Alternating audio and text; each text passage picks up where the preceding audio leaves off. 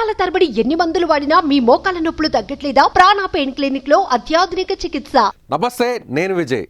Congress party senior నాయకులు, రాజ్యసభ మాజీ సభ్యులు ధర్మపురి శ్రీనివాస్ కన్నుమూశారు. డి శ్రీనివాస్ ఉమ్మడి ఏపీలోనూ అలాగే తెలంగాణ రాజకీయాల్లోనూ తనదైనటువంటి పాత్రను వేసుకున్నారు. ముఖ్యంగా 2004-2009లో కాంగ్రెస్ పార్టీని అధికారంలోకి తీసుకొచ్చేందుకు డిఎస్ కృషి చేశారు.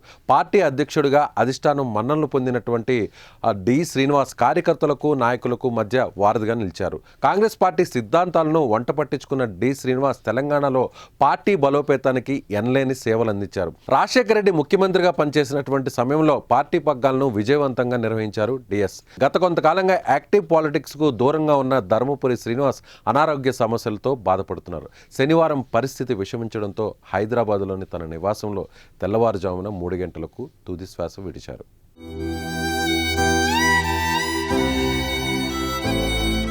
ధర్మపురి శ్రీనివాస్ 1948 సెప్టెంబర్ 27న నిజామాబాద్లో జన్మించారు. తెలంగాణ రాష్ట్రంలోని హైదరాబాద్లోని నిజాం కళాశాలలో గ్రాడ్యుయేషన్ పూర్తి చేశారు. విద్యార్థి సంఘం నాయకుడిగా రాజకీయాల్లోకి వచ్చారు డి శ్రీనివాస్. ఎన్ఎస్యుఐ యువజన కాంగ్రెస్ పార్టీలో పనిచేశారు ఆయన. 1989లో కాంగ్రెస్ పార్టీ నుంచి నిజామాబాద్ అర్బన్ నియోజకవర్గం నుంచి తొలిసారిగా అసెంబ్లీకి ఎన్నికయ్యారు. ఆ తర్వాత 1999, 2004లో ఎమ్మెల్యేగా గెలుపొందారు. 1989 నుంచి 94 వరకు గ్రామీణాభివృద్ధి ఐఎన్పిఆర్ మంత్రిగా కూడా పనిచేశారు. 2004 నుంచి 2008 వరకు ఉన్నత విద్యాశాఖ మంత్రిగా పనిచేశారు టి శ్రీనివాస్.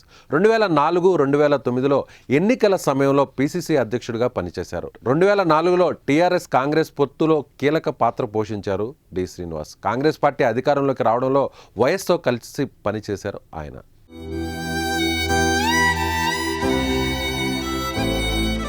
2013 నుంచి 2015 వరకు శాసనమండలి సభ్యునిగా కొనసాగారు. తెలంగాణ రాష్ట్ర ఆవిర్భావం అనంతరం శాసనమండలి విపక్ష నేతగా ఉన్నారు. అయితే రెండోసారి ఎమ్మెల్సీగా అవకాశం రాకపోవడంతో కాంగ్రెస్ పార్టీ అధిష్టానంపై అసంతృప్తి వ్యక్తం చేశారు. 2015లో బీఆర్ఎస్లో చేరిన డిఎస్ రాజ్యసభ సభ్యుడిగా ఎన్నికయ్యారు.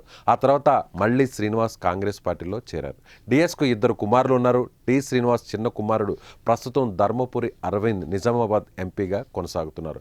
పెద్ద కుమారుడు సంజయ్ గతంలో నిజామాబాద్ మేయర్గా పనిచేశారు. డిఎస్ కుమారులిద్దరూ ప్రజెంట్ పాలిటిక్స్లో యాక్టివ్గా ఉన్నారు. డిఎస్ మరణం తెలంగాణ రాజకీయాలకు తీరని లోటని పలువురు నేతలు సంతాపం వ్యక్తం చేస్తున్నారు.